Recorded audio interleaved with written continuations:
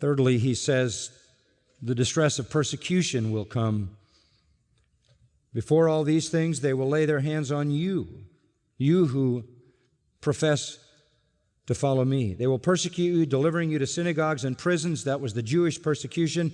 Bringing you before kings and governors. That's the Gentile persecution, all for my name's sake. It will lead to an opportunity for your testimony, so make up your minds not to prepare beforehand to defend yourselves, for I will give you an utterance and wisdom which none of your opponents will be able to resist or refute, but you will be delivered up even by parents and brothers and relatives and friends, and they will put some of you to death, and you will be hated by all on account of my name. And I told you that some have counted as many as 70 million professing Christians having been martyred since Jesus said these words until now.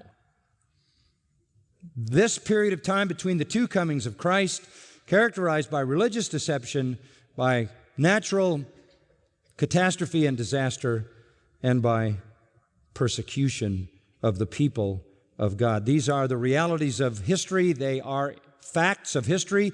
Jesus said this was how it would be, and this is exactly how it would be and how it is. And of course, you remember the disciples expected the Messiah to come and set up the kingdom. This is very opposite what they expected. They had no idea of two comings with an interval in between. Jesus had to show them that, tell them that, and then actually go back to heaven in his ascension. And we wait for him to return. But this is life in our world until he comes. And it's not getting better, it is getting worse. And as I pointed out to you when we went through those verses, and we've already gone through verses 8 through 19, the worst form of religious deception comes in the last 7 years, and the last 3.5 in particular, before Christ returns to set up his kingdom and to judge. The worst natural catastrophes happen in that same period of time yet in the future, and the worst form of persecution as well. So these things at their maximum level will occur in the time known as the time of tribulation. In fact, that is precisely what our Lord said in this same message. Remember now, the words that Luke records are not all that Jesus said on this occasion on the Mount of Olives when he spoke of his return and the time in between. Mark 13 records his words, and so does Matthew 24.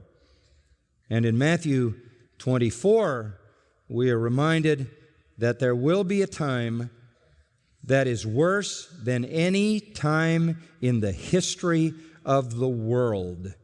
There has never been a time like the time of tribulation that is to come in the past, and there never will be a time like it in the future. It is the worst of all times. Verse 21, Matthew 24, there will be a great tribulation, such as has not occurred since the beginning of the world until now, nor ever shall. And in that time, all of these things, deception, disaster, and persecution, reach their pinnacle. Now, our Lord also says that when they begin, they are the beginning of birth pains. Matthew 24:8, the beginning of birth pains. Birth pains is a good illustration to talk about this progression because everybody understands birth pains. There's an event coming, the birth of a child. It's an event that occurs in a moment in time. Prior to that event, there are escalating, increasing pains. It's a perfect illustration. Jesus is saying that when he goes, these things will begin to happen. These are the very early, almost false birth pains. As you get nearer to the return of Christ, the birth pains will be real. They will grow more intense and more intense and more intense at the very end. For example, when you look at the time of the tribulation in the book of Revelation, it is laid out under 7 seals. There's a scroll that is rolled and then sealed and rolled and then sealed and rolled and then sealed. So it's sealed 7 times. It's the way they sealed a will.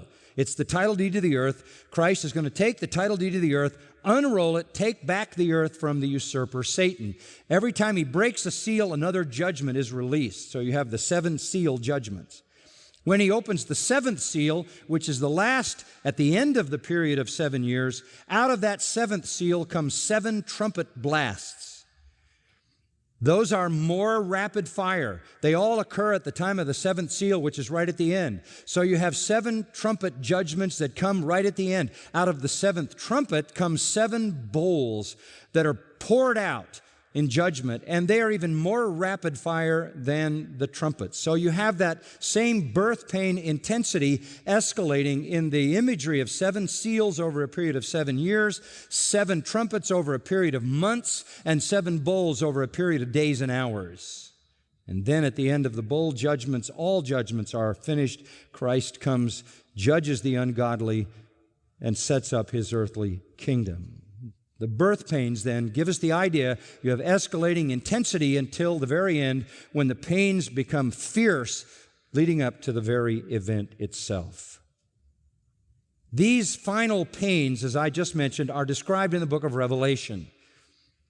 You see in Revelation plagues, the things that Jesus talked about, famines, earthquakes, wars, false messiahs, false prophets, deadly persecution of believers. You see all of that in the book of Revelation at an intensity and a level that the world has never, ever experienced or will experience.